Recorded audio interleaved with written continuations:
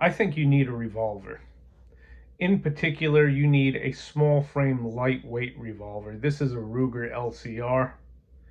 This has been my preferred small, deep concealment gun for well over a decade.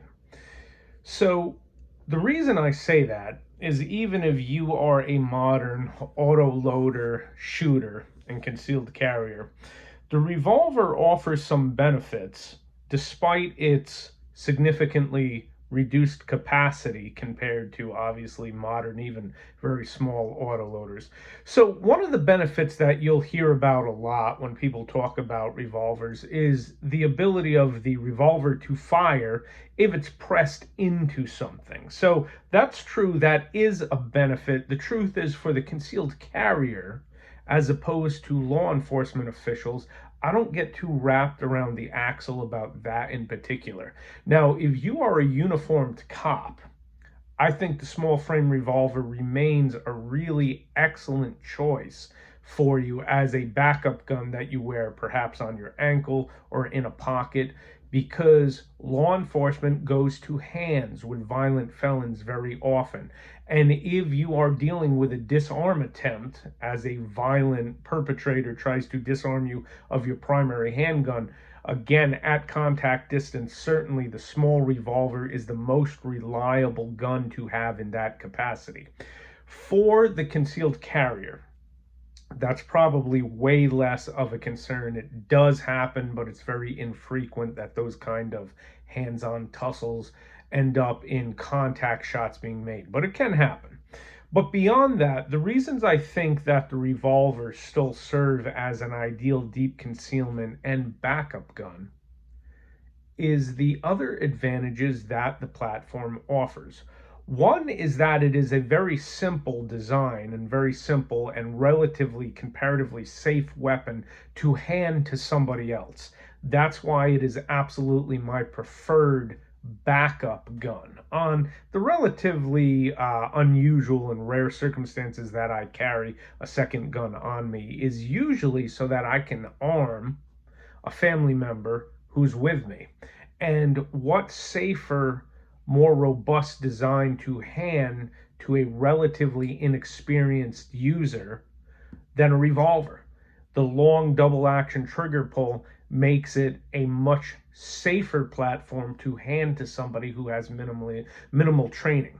Also, the revolver has no slide to obstruct when firing, and it has no magazine release that can be actuated, which poorly trained people do that with autoloaders all the time. I don't think most people realize that. Hand somebody who has minimal training an autoloader, and they're likely to have a negligent discharge due to the lighter trigger press, and they're likely to drop the magazine inadvertently. If you hand somebody who has minimal training this weapon, they're going to be able to use it. They're going to get 5 for 5 or 6 for 6 or however much that cylinder holds. That's how many bangs they're going to be able to get, no matter what they inadvertently do to the gun. The other reasons I like the revolver is as a travel gun. When you travel and check in a firearm into checked baggage, when you get to where you're going, in order to load the revolver up and be armed, you open the cylinder and you drop 5 or 6 rounds, whatever, into the cylinder, and you close it and you're armed. You then put the gun on you.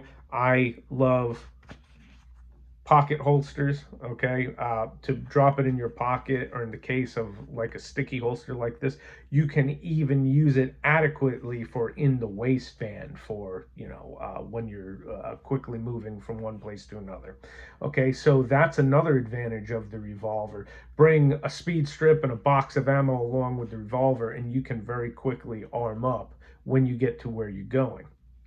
So great advantage there. Now, The design of the revolver, the rounded back strap, makes it ideal for carrying in a pocket because it simply draws easier and faster out of a pocket than any autoloader. Even the very tiny 380s will give you more issues because the back of the tank can snag on the pocket. That's another advantage of the revolver. The revolver, of course, can also be fired well in the pocket. A gun like this, you can fire the whole cylinder from within a coat pocket if you need to, and it's not going to malfunction because there's no reciprocating slide. The final thing I'll say about the revolver is, again, as a backup gun that you are most likely going to be carrying in alternate carry modes, so not on the waistband, most likely in a pocket or on the ankle. The design is extremely robust for that. Since the revolver is an entirely enclosed design, it's more robust than small autos as far as being able to function even if it gets quite dirty and filled with dirt and lint in those alternate carry modes. But more importantly, there's no controls to be inadvertently actuated when in those modes. That makes that more likely to happen. If people are honest with themselves, how often does a magazine eject on a small auto loader when you're carrying it in the pocket? Likewise, when carrying a gun on the ankle, magazines can eject. There's even been a lot of incidents where people have found the slide pushed out of battery when drawing it from a pocket or from the ankle with the really small autoloaders. So for all of those reasons, I really think that the small frame lightweight revolver, either a Ruger LCR or one of the Smith & Wesson lightweight J frames, those are the guns to go with. I really think that you are well served to have such a gun in your arsenal, and it really is an excellent choice as a backup gun to your larger full-size autoloader.